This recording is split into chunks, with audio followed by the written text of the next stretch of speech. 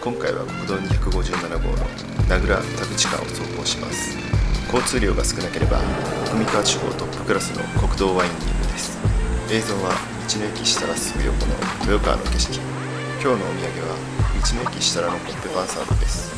特に左側のカツサンドがお気に入りです。それでは道路紹介です。この区間は全長 5.2 キロで275メートルの下りの道のりとなります。ここ数年で舗装がきれいになってきて個人的評価が高い区間です。月曜日から土曜日はダム工事のお仕事車が多いので日曜の朝、夕方がおすすめです。それでは走行動画です。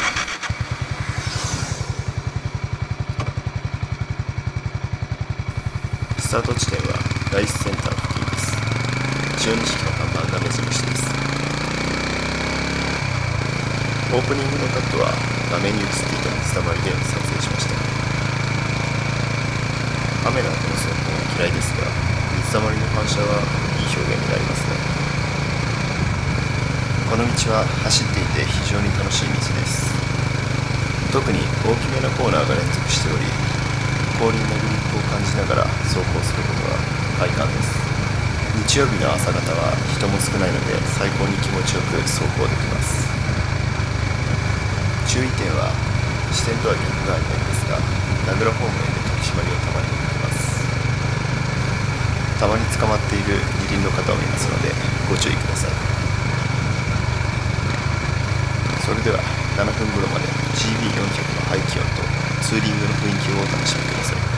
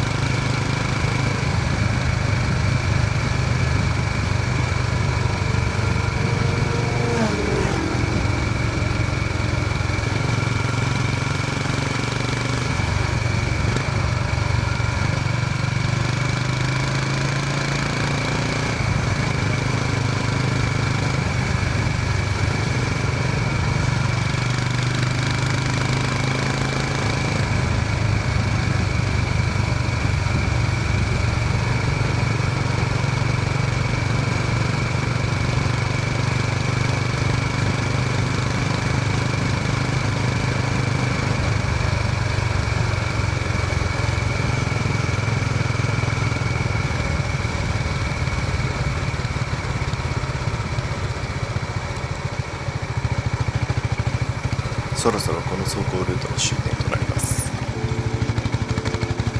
の後冒頭にもあった通り、道の駅設楽に向かいました。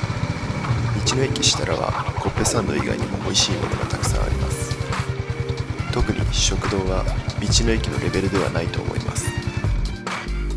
何を食べても美味しいのでぜひ行ってみてください。この動画が皆さんのツーリングルートの参考になれば幸いです。それではまた。さようなら。